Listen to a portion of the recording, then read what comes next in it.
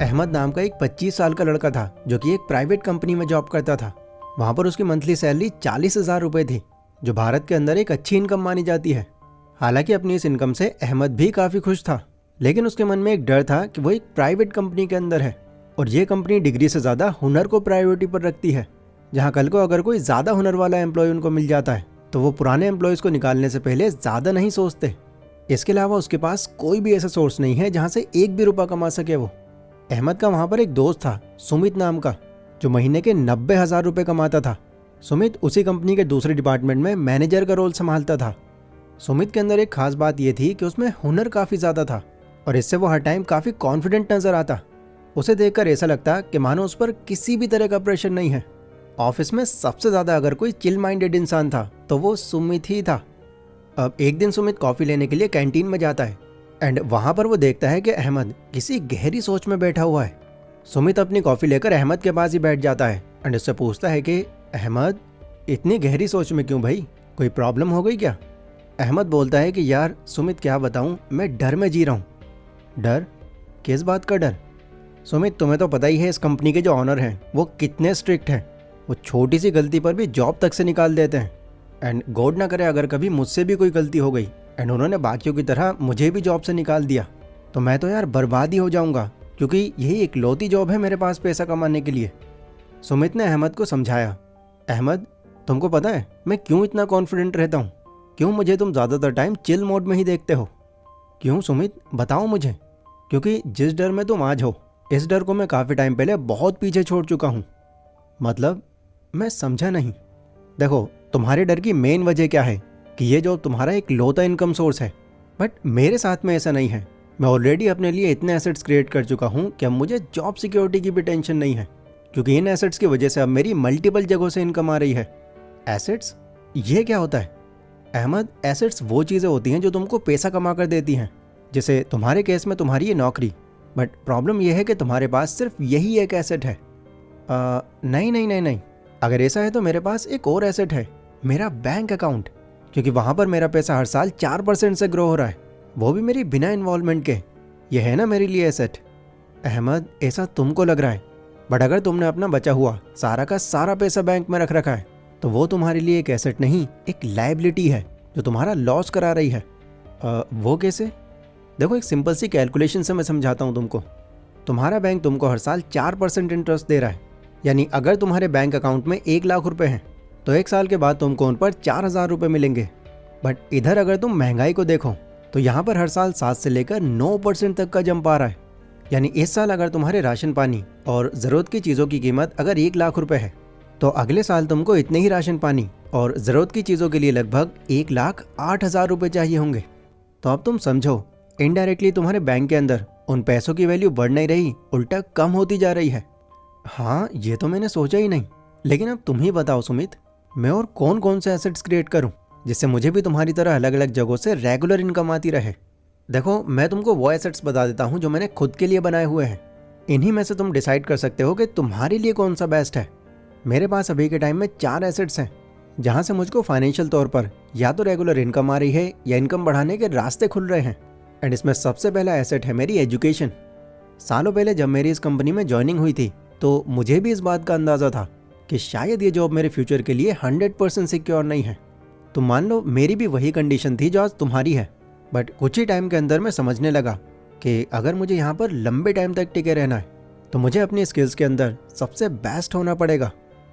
यहाँ पर मेरा सबसे पहला काम सेल्स एग्जीक्यूटिव का था, जहाँ मुझे कंपनी के लिए पर डे के हिसाब से सेल्स निकालनी थी। अब उस टाइम मेरे साथ में जितने भी कलीग्स बैठे हुए थे वो सेल्स निकालने के लिए वही पुराने घिसे पीटे तरीके अपना रहे थे। तो मैंने यहाँ पर इनको फॉलो करने की जगह अपने नए तरीके ईजाद किए, जिनके लिए मुझे कुछ बुक्स और कुछ कोर्सेज बाय करने पड़े।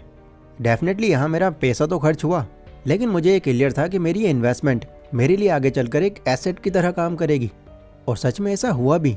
उन बुक्स और कोर्सेज को अच्छे से सीख लेने के बाद मैं ह्यूमन साइकोलॉजी से लेकर persuasion, story telling, empathy, negotiation, इन सब चीज़ों को इतनी सफाई से यूज़ करने लगा कि सामने वाले के पास कोई रीज़न ही नहीं बचता था कि वो क्यों हमारा प्रोडक्ट ना खरीदे।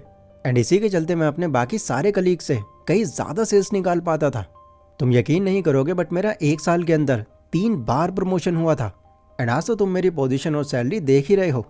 अभी भी अगर मुझे लगता है कि मुझे कुछ और भी सीखना चाहिए तो वहाँ मैं खुद पर इन्वेस्ट करने से पहले ज़्यादा नहीं सोचता, क्योंकि ओवर द टाइम वहाँ पैसा लगाना मेरी ग्रोथ में ही काम आता है मुझको। सो ये था मेरा पहला एसेट। अगला एसेट जो मुझे पैसा बनाकर देता है वो है घोस्ट रेंटिंग। अहमद ने हैरान होकर पूछा, क्या तुम भूतों से किराया लेते हो? अरे नहीं, मैं समझाता हूँ तुमको ये क्या है। देखो, तुमको भी पता है कि अगर तुम्हारे पास कोई स्पेस है, कोई हॉल या कोई घर वगैरह, तो तुम उसको रेंट पर देकर अच्छे पैसे कमा सकते हो। बट रेंट पर देने के लिए एक अलग घर खरीदना, इसको हर कोई अफोर्ड नहीं कर सकता। And to be very honest, मेरे पास भी फिलहाल इतने पैसे नहीं हैं कि 50-60 लाख रुपए लगाकर मैं कोई दूसरा घर खरीद सकूं। मेरी तो टोटल सेविंग्स ही 10 लाख रुपए की थी, जो मैंने लगभग 2 सालों में जमा की थी। लेकिन फिर भी मैं रेंटल इनकम कमा रहा हूँ। पर कैसे? अहमद ने बड़ी हैरानी से पूछा। देखो, इंडिया की पॉपुलेशन पिछले कुछ सालों में बहुत तेज़ी से बढ़ रही है एंड आज तो हम पॉपुलेशन के मामले में पहले नंबर पर आ चुके हैं। एंड इसी को देखते हुए मुझे ये सालों पहले ही अंदाज़ा लग गया था कि आने वाले टाइम में रियल एस्टेट की डिमांड काफ़ी बढ़ने वाली है। लोगों को रहने के लिए घर चाहिए होंगे, जगह चाहिए होगी। बट अगेन, हर कोई अपना खुद का घर अफोर्ड नहीं कर सकेगा। तो मेरे और मेरे 4 कलीग्स ने मिलकर 10-10 लाख रुपए अरेंज किए एंड 50 लाख की इन्वेस्टमेंट में एक ज़मीन लेकर उस पर 5 मंजिला फ्लैट तैयार करवा दिया। वो फ्लैट जब पूरी तरह बनकर तैयार हो गया तो उसके हमने हर एक फ्लोर को 13,000 रुपये मंथ के हिसाब से रेंट पर देना शुरू कर दिया। अभी लगभग 6 साल बाद मैं उस रेंटल इनकम से 9,36,000 रुपये रिकवर कर चुका हूँ। एंड अगले साल में इस फ्लैट के साथ साथ इसकी पूरी इन्वेस्टमेंट रिकवर कर चुका हूँगा।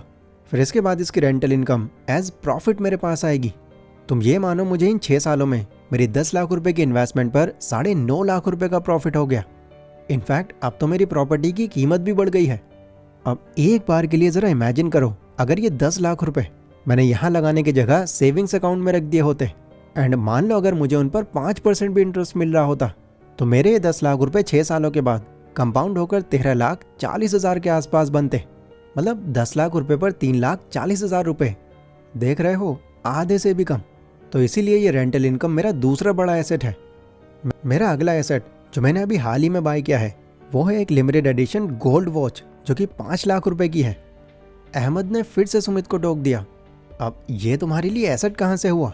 अरे यहाँ तो तुमने पैसे बर्बाद कर दिए, तुम तो शो ऑफ कर रहे हो।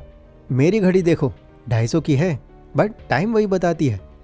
अहमद, 3 इडियट मैंने भी बहुत बार देखी है, ये डायलॉग मुझे भी पता है। बट इस घड़ी को लेने का पर्पस मेरा शो ऑफ करना नहीं है, मेरा सीधा पर्पस इस घड़ी के थ्रू प्रॉफिट कमाना है। अच्छा, वो कैसे? देखो, मैंने इसको इसलिए बाय किया है क्योंकि ये घड़ी गोल्ड से बनी है और गोल्ड के दाम हर साल 10 से 11% से इंक्रीज हो रहे हैं। तो इस 5 लाख की घड़ी को अगर मैं अगले 5 साल भी अपने पास रखता हूँ तो उस वक्त मेरी इस घड़ी की वैल्यू कंपाउंड इंटरेस्ट लगाकर लगभग 8,42,000 के आसपास होगी। एंड दूसरा, ये एक लिमिटेड एडिशन वॉच है जो काफ़ी रेयरली लोगों के पास मिलेगी, तो इससे इस घड़ी की वैल्यू और भी ज़्यादा बढ़ जाती है। तो ये कमोडिटी तुम मान सकते हो मेरा अगला बड़ा एसेट है, जो फ्यूचर में मुझे मेरी इन्वेस्टमेंट पर काफ़ी अच्छा प्रॉफिट देगा। अहमद ने सुमित से पूछा, सुमित एक बात बताओ, अभी तुम्हारी सैलरी 90,000 रुपये है, 13,000 रुपये तुमको रेंटल इनकम आती है, टोटल होते हैं 1,03,000 रुपये। इनमें तुम घर के खर्चे निकालने के बाद फिर भी बहुत पैसे बचा सकते हो। बट इससे पहले जब तुमको रेंटल इनकम नहीं आती थी तो तुमने 10 लाख रुपए 2 साल में जमा कैसे कर लिए? तुम घर का खर्च कैसे उठाते थे? और पहले तो तुम्हारी सैलरी भी कम रही होगी। तो इस पर सुमित ने हंसते हुए जवाब दिया, तुमने सही कहा अहमद, तुम्हारा ये सोचना जायज़ है, क्योंकि अभी तक मैंने तुमको अपने सारे एसेट्स नहीं बताए। देखो, उस टाइम मेरी मंथली सैलरी 50,000 रुपये थी एंड इसके अलावा मेरे पास कोई और इनकम सोर्स नहीं था। बट जैसा कि मैंने तुमसे कहा, सालों पहले तुम्हारी तरह ही मेरे मन में भी डर था। यही माइंड में चलता रहता था कि बस यही इनकम सोर्स है मेरे पास, किसी वजह से अगर ये बंद हो गई तो क्या होगा मेरा। बट क्योंकि मैं खुद को एजुकेट करने के लिए कई अलग अलग बुक्स खरीदता था, तो वहीं से ही मुझे एसेट बिल्डिंग का ये कॉन्सेप्ट समझ में आया। तो मैंने फिर बिना ज़्यादा फालतू पैसे खर्च किए इसकी तैयारी जॉब लगने के दूसरे साल ही शुरू कर दी थी। मैंने जैसे तैसे उन 1-2 सालों में 3 लाख रुपए इकट्ठा किए एंड अपने किसी जानने वाले से एक सेकंड हैंड ऑटो खरीद लिया। ये मैंने पर्पसली किया था क्योंकि मेरा एक पड़ोसी था समीर नाम का, जो उस टाइम पर बेरोजगार था, बट वो ऑटो चलाना जानता था। तो उसे मैंने अपने इस ऑटो को रेंट पर चलाने के लिए दे दिया। वो मुझे एक दिन के हिसाब से 700 रुपये देता था, जो महीने के बनते हैं लगभग 21,000 रुपये। हालांकि बीच बीच में उस ऑटो के अंदर कुछ एडिशनल खर्चे भी होते थे, बट फिर भी मेरी बिना किसी इन्वॉल्वमेंट के मैं ऑन एन एवरेज 18,000 रुपये तो वहाँ से कमा लिया करता था। तो उस टाइम मेरी एक महीने की कमाई 50,000 नहीं बल्कि 50 प्लस 18 68,000 रुपये थी, जिससे मैं इतने कम टाइम में काफ़ी पैसे सेव कर पाया। वैसे आज भी मेरी इन्वेस्टमेंट पर 2 ऑटो चल रहे हैं, जिनका पर डे रेंट बढ़ाकर मैंने 1,000 रुपये किया हुआ है। तो एडिशनल खर्चे काट पीट कर मैं ऑन एन एवरेज मंथली वहाँ से 50,000 रुपये निकाल रहा हूँ। अब ओवरऑल इन सब एसेट्स का अगर मैं निचोड़ निकालूँ तो मंथली कमाई मेरी 90,000 नहीं बल्कि 2 लाख के आसपास है, और वो भी अलग अलग जगहों से। एंड आगे ये कमाई और भी ज़्यादा बढ़ने वाली है। इसी वजह से मैं तुमको इतना चिल दिखाई देता हूँ, क्योंकि देखो अगर हमारे माइंड में ये होता है कि हम फाइनेंशियली बहुत अच्छा कर रहे हैं तो आधे से ज़्यादा स्ट्रेस तो हमारा ये सोच सोच कर ही ख़त्म हो जाता है। ये सब सुनकर अहमद की मानो आंखें खुल गईं। उसने भी खुद से ये प्रॉमिस किया कि मैं भी अब अपने पैसे बर्बाद करने की जगह उनसे एसेट्स क्रिएट करूँगा।